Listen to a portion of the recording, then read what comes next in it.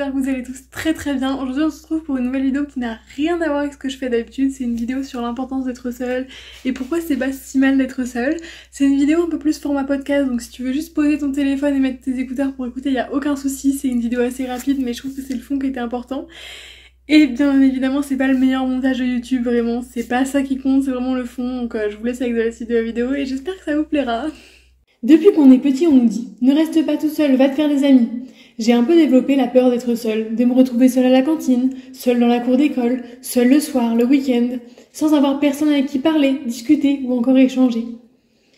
J'avais toujours cette idée ancrée en moi qu'être seule, ce n'était pas bien, qu'on n'était pas des personnes bien quand on était seul, qu'on n'était pas aimé. C'est vrai que la solitude est toujours présentée comme une mauvaise chose. Nos parents nous répètent « Va te faire des amis, sors, va te faire des copains, reste pas tout seul ».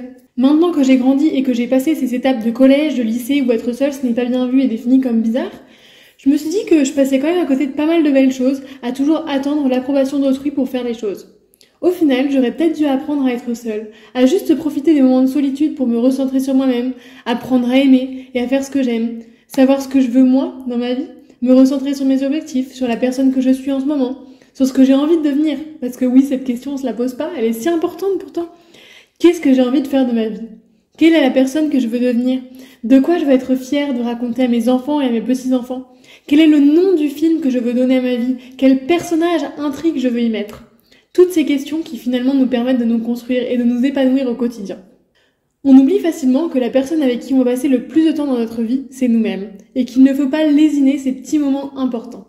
Et en plus, qu'est-ce qu'on en a besoin parfois de se retrouver seul et l'espace de 5 minutes juste respirer et penser. En plus, être seul, c'est pas si mal, ça te permet de faire tes propres choix sans avoir à prendre les autres en considération, à faire des choix selon tes propres envies à toi, de te demander ce que tu veux vraiment en toi en appréciant juste le moment présent, de te poser, de prendre le temps pour toi, de faire ces pauses que tu ne t'autorisais pas et d'enfin oser.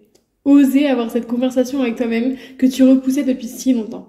De faire ces choses que tu n'oses pas faire avec les autres et de la manière que tu souhaites, sans avoir la crainte de ne pas plaire ou d'être jugé. Et ainsi, juste apprécier ta propre compagnie. C'est important rien que pour ta confiance en toi de te dire que tu t'apprécies, que tu apprécies ta compagnie et que tu aimes quand c'est comme ça. Apprendre à être bien avec toi-même. Être bien avec toi-même, ça passe par ça. Passer du temps seul, à travailler ton estime de toi, ton image de toi, ton amour de toi, et par la même occasion, booster ta confiance en toi. C'est pas facile au début, mais une fois que tu essayes, tu vas y prendre goût.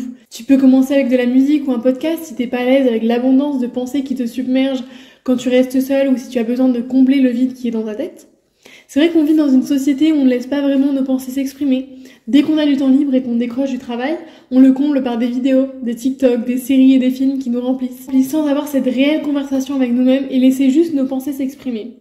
Et je me dis que oui, c'était pas une si mauvaise chose au final de parfois être toute seule. C'est bien d'échanger, c'est bien de discuter, mais c'est aussi bien d'avoir cette discussion avec nous-mêmes. Se dire que ça fait du bien d'être seul, de juste laisser le vide entrer et de prendre le temps, l'espace de quelques instants, de se dire « Et tiens, où est-ce que j'en suis? Comment je vais aujourd'hui? Pourquoi je suis comme ça? Où est-ce que j'ai envie d'aller? Qu'est-ce que j'ai envie de m'apporter? Qu'est-ce que j'ai envie d'apporter à mes proches, au monde qui m'entoure ?» Et finalement, quand on commence à passer ces moments seuls à la plage, seul au restaurant, on y prend goût.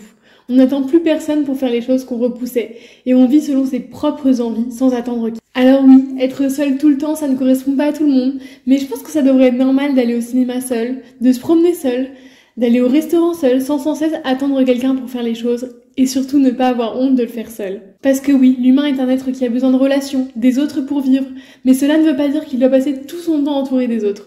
Il peut passer du temps seul et simplement apprécier ce petit temps pour se poser et juste reprendre soin de lui. Si cette vidéo t'a plu et qu'elle t'a touché, je t'invite à noter sur une petite case de ton agenda une activité, que ça soit une balade dans la nature ou aller au cinéma que tu pourrais faire seul. Et juste commencer à apprécier ta propre compagnie et laisser les pensées rentrer dans ta tête. Si elle t'a touché, je t'invite à la liker et à partager ça à quelqu'un qui selon toi en aurait besoin.